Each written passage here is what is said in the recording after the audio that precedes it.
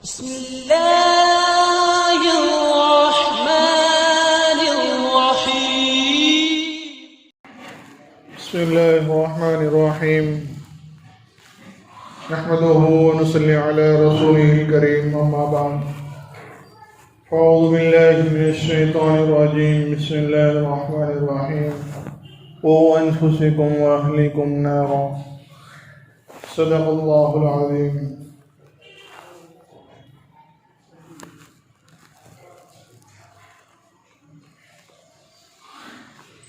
اللہ سبحانہ و تعالی نے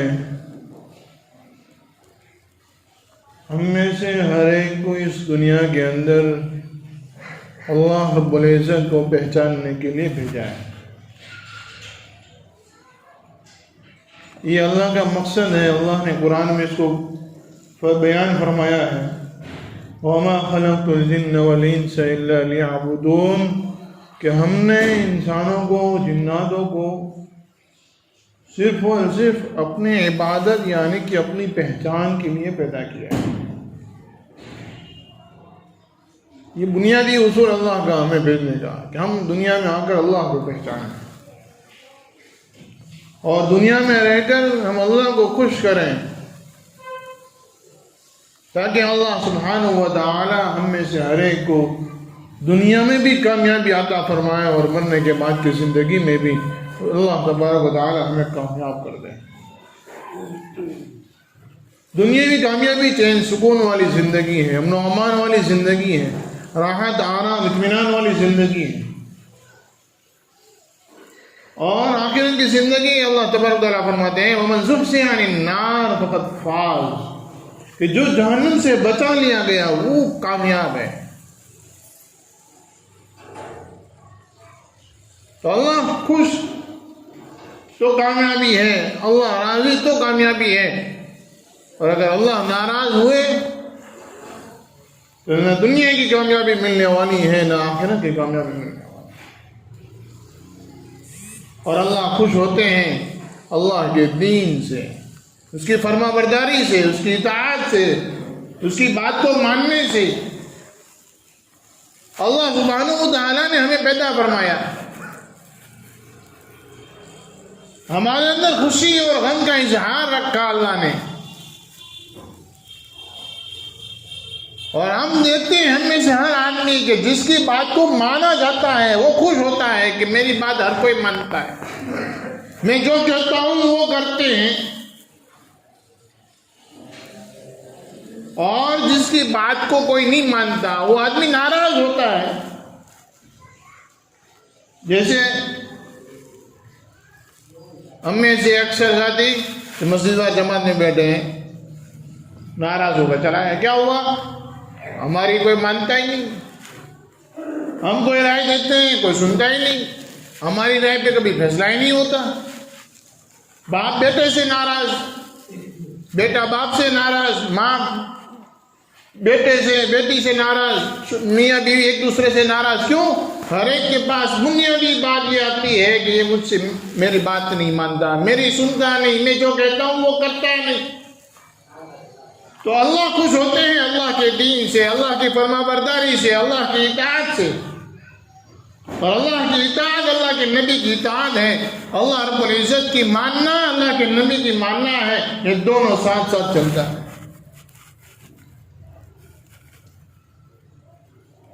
حضور اکرم صلی اللہ علیہ وسلم ایک زندگی بتا کر گئے، کیسے جینا اور کیا کام کرنا، خوشی کون سی اظہار کرنا، غم میں کیا اظہار کرنا، کون سا غم اظہار کرنا، کس کو غم کہتے ہیں کس کو خوشی کہتے ہیں. اللہ کے نبی علیہ الصلوۃ والسلام نے ہر چیز بتائی، ہر چیز بتائی.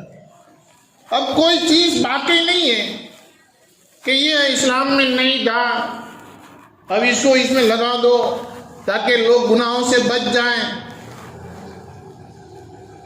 ایسا نہیں ہوتا، ایسا نہیں ہوتا. کسی نئی چیز کا ایجاد کرنا یہ بدعت ہے.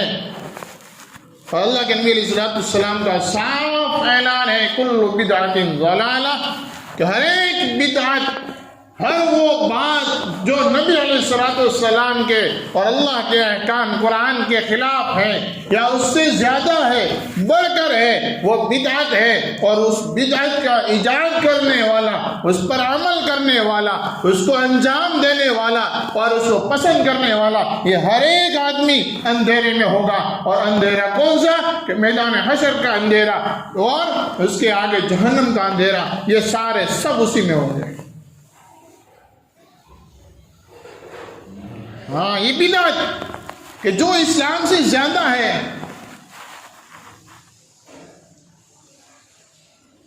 ایسا نہیں ہے کہ بھائی یہ تو اچھا ہے، اس میں اس سے کرنے میں کیا حرج ہے، اس میں کون سا گناہ کا کام ہو رہا ہے۔ نہیں، اللہ کے نبی نے نہیں بتایا، نہیں میرے اللہ نے نہیں بتایا، اس لیے یہ بدعت ہے، اس کو نہ کیا جائے۔ ورنہ مؤذن فوراً کہتے ہوئے کہ لا الہ الا اللہ کہتے ہیں، وہ اس کے بجائے لا الہ الا اللہ محمد رسول اللہ بلا کے دو، اللہ کے نبی کا نام ہے، اس کو بولنے میں کون سا گناہ ہے؟ نبی کا نام لینا تو برکت کا باعث ہے۔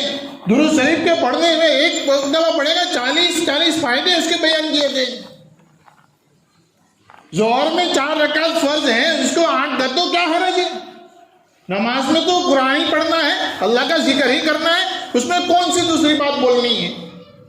لیکن نہیں، جو بات طے ہو چکی ہے وہ ہو گئی، اب ختم ہو گیا، اب اس میں کوئی کمی زیادتی نہیں ہو سکتی کسی نئے چیز کی، اس میں اب کسی چیز کی ضرورت نہیں ہے۔ دنیا تو آگے چلنے والی ہے، قیامت تک چلے گی، اور بہت ساری چیزیں دنیا میں نہیں آئیں گی۔ ایسا نہیں ہے کہ ہر دنیا میں نہیں آنے والی چیز کے سامنے اسلام میں کوئی نئی چیز آ جاوے، ایسا نہیں۔ اسلام دنیا کی ان ترقی یافتہ چیزوں میں اور ان ٹیکنالوجی میں اسلام مانے نہیں ہے، منع نہیں کرتا ٹیکنالوجی کا استعمال نہ کرو، لیکن کسی نئی چیز کا ایجاد اسلام میں کر دینا، اسلام اس کو گوارا نہیں کرتا، اس کو دین گوارا نہیں کرتا، یہ چیز دین میں اسلام میں نہیں ہونی چاہیے۔ آج 14 فروری آ رہی ہے اور ہر کوئی پرپوز ڈے، اب مسلمانوں میں نئی بات چلی، حجاب ڈے۔ ارے کہاں سے لائے حجاب ڈے؟ کس نے دیا؟ یہ نبی نے دیا ہے، قرآن نے دیا، کئی قرآن کی آیت ہے، میرے نبی کی کوئی حدیث ہے؟ ہر آدمی، نمازی بھی، دیندار بھی، بے دین بھی، ہر کوئی اس کو شیئر کرتے چلے جا رہا ہے، پرچار کر رہا ہے، اس کو زیادہ سے زیادہ فارورڈ کرو، زیادہ سے زیادہ مسلمانوں تک پہنچاؤ، بہن دیکریوں تک پہنچاؤ۔ ارے کہاں پہنچاؤ گے؟ اپنے آپ کو اور امت کو جہنم میں پہنچا رہے ہیں، یہ کوئی پہنچانے کی بات ہے؟ میرے نبی نے بتایا 14 فروری کو حجاب ڈے لگانے کا۔ حضور اقدس صلی اللہ علیہ وسلم نے اور اللہ رب العزت نے مسلمانوں کے لیے 365 دن حجاب ڈے ہیں، 24 گھنٹہ حجاب ڈے ہیں، کوئی سیکنڈ معاف نہیں ہے، حجاب پردہ کوئی سیکنڈ معاف نہیں ہے۔ حضرت عمر رضی اللہ تعالیٰ عنہ کے زمانے میں ایک درخت تھا جو حضور اقدس صلی اللہ علیہ وسلم مدینے سے مکہ کی طرف جب حج کے سفر میں جا رہے تھے، اس درخت کے نیچے حضور اقدس صلی اللہ علیہ وسلم نے آرام کیا تھا۔ یہ بہت کام کا واقعہ ہے، اسے یاد رکھیے۔ حضور اقدس صلی اللہ علیہ وسلم جب حج میں جا رہے تھے مدینے سے مکہ کی طرف، راستے میں ایک درخت پڑتا تھا جہاں پر حضور اقدس صلی اللہ علیہ وسلم نے آرام کیا تھا۔ حضور اقدس صلی اللہ علیہ وسلم تو چلے گئے، انتقال ہو گیا، قبر میں چلے گئے۔ اب صحابہ کرام اور آہستہ آہستہ تابعین مدینہ سے مکہ کی طرف جا رہے ہیں، اسی راستے سے جا رہے ہیں جس درخت کے نیچے حضور اقدس صلی اللہ علیہ وسلم نے آرام کیا تھا۔ لوگ وہاں پر 2 رکعت نماز پڑھنا شروع کر دیے۔ میرے نبی نے یہاں پر آرام کیا ہے، بڑی متبرک جگہ ہے، یہاں 2 رکعت نماز پڑھ لیتے ہیں۔ ابو بکر صدیق کا زمانہ بھی نکل گیا، حضرت عمر کا زمانہ ہے، لوگ نماز پڑھتے جا رہے ہیں 2 رکعت۔ اب بتاؤ اس میں کوئی حرج ہے؟ کوئی حرج ہے؟ 2 رکعت نماز پڑھنے میں کون سا گناہ ہے؟ کوئی گناہ نہیں، بلکہ اچھا ہے راستے میں اللہ کو یاد کرتے ہوئے جانا ہے، 2 رکعت نماز پڑھنا ہے، دعا کرے گا اور اس جگہ پر جائے میرے نبی نے آرام کیا ہے، وہاں پر جا کر 2 رکعت نماز پڑھے، بہت اچھی بات ہے۔ حضرت عمر رضی اللہ تعالیٰ عنہ نے اس درخت کو کٹوا دیا، حضرت عمر نے اس درخت کو کٹوا دیا۔ کچھ صحابہ کرام رضوان اللہ علیہ مجمعین نے حجت بھی کی کہ عمر تم اس درخت کو کیوں کٹوا دیا؟ لوگ تبرکاً یہاں پر 2 رکعت نماز پڑھا کرتے تھے۔ حضرت عمر نے کہا کہ سنو، مجھے اس بات سے اندیشہ ہے کہ تمہارا ایمان مضبوط ہے، تم یہاں آ کر کوئی دوسری شرکیہ کام نہیں کرو گے، لیکن آہستہ آہستہ لوگ یہاں پر 2 رکعت نماز پڑھتے جائیں گے، ایک موقع یہ آئے گا لوگ اس کو ضروری سمجھیں گے، پھر آگے کچھ آدمی آئیں گے وہ اس وقت کے سامنے سجدہ کرنا شروع کر دیں گے۔ میں نے یہ سمجھ کر اس چیز کو سوچ کر اس طرف کو کٹوایا ہے۔ میرے بھائیوں دوستوں بزرگوں، آج یہ لوگ جو شیئر کر رہے ہیں، یہ جو چیزیں ابھی واٹس ایپ میں گھوم رہی ہیں، فیس بک میں گھوم رہی ہیں، حجاب ڈے کر کے، میرے بھائیوں دوستوں بزرگوں، ہم جانتے ہیں آپ کے ارادے یہ ہے کہ بھائی کم سے کم عورت یا لڑکی یا بیٹی پردہ کر لے وے، اس دن گھر سے باہر نہ نکلے، برقعے میں نکلے، آپ کا یہ ارادہ ہے، لیکن یہ چیزیں جب چالو ہو جاتی ہے اس کو کوئی لگام نہیں ہوتی، آہستہ کر کے پھر ایک دن ایسا آئے گا کہ لوگ جیسے رمضان عید مناتے ہیں، لوگ جیسے بقرعید مناتے ہیں، عید الاضحیٰ مناتے ہیں، ایسے ہی ایک دن یہ آئے گا کہ آنے والی کچھ نسلیں اس کو ضروری سمجھ لگیں گے کہ بھائی اسلام میں اس کا بھی کوئی حصہ ہے۔ آج حجاب ڈے ہے، آج ہر عورت پاک نہا دھو کر نیا برقع پہن کر باہر نکلے گی۔ میرے بھائیو دوستو بزرگوں، اللہ کے واسطے ان چیزوں سے اپنے آپ کو روکو۔ یہ اسلام میں نیا شوشہ ہے، غیر محسوس طریقے سے نیا شوشہ ہے، اللہ کے واسطے ان چیزوں سے باز آ جاؤ، یہ چیزیں نہ کرو۔ کون کہتا ہے اس کو شیئر کرنے کا؟ کسی عالم نے بتایا، کسی مفتی نے بتایا، کہیں قرآن یا کسی حدیث میں لکھا ہے کہ ان چیزوں کو شیئر کریں؟ قرآن کی کوئی آیت ہے، کوئی حدیث ہے، لے کر آؤ، میں یہاں بیٹھ کر اعلان کروں گا کہ 14 فروری کو حجاب ڈے منایا جائے گا۔ یہ بنیاد ہے، یہ ہم تمام کو جہنم کی گھاٹیوں تک لے کر جانے والی چیز ہے۔ جو لوگ اس کو شیئر کرتے ہیں ہم ان کو سمجھائیں، پیار محبت سے سمجھائیں، کسی سے لڑائی جھگڑے کرنے کی ضرورت نہیں ہے، پیار محبت سے سمجھائیں، بھائی قرآن میں یہ چیز نہیں ہے، بھائی حدیث میں نہیں ہے، میرے نبی نے اس کو نہیں بتایا، کیوں ہم اس کو شیئر کرتے ہیں؟ ابھی کچھ دن پہلے محرم کے مہینے پر ایک آدمی نے یوں کہا کہ بھائی یہ عاشورہ کی نماز کب ہوگی؟ عاشورہ کی نماز کب ہوگی؟ کیوں ہوا کہ لوگوں نے اس کو اتنی اہمیت دے دی کہ وہ سمجھنے لگا کہ جس طریقے سے بقرعید میں نماز ہوتی ہے، رمضان عید میں نماز ہوتی ہے، یہ بھی مسلمانوں کی عید ہے، اس کے اندر بھی کچھ نماز ہوا کرتی ہوگی، اس نے بچارے نماز کب ہوتی ہے؟